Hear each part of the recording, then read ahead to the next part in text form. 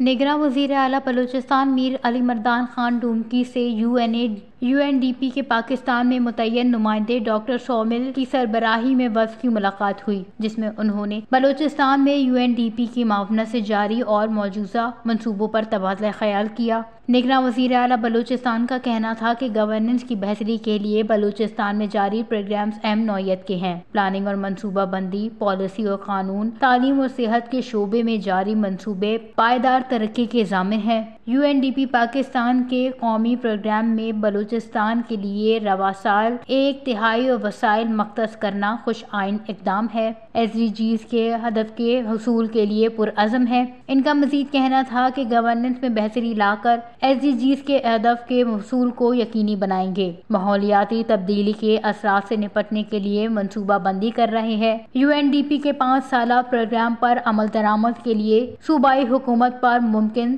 تعاون کریں گے۔ وش نیوز، کوئٹہ، بلوچستان۔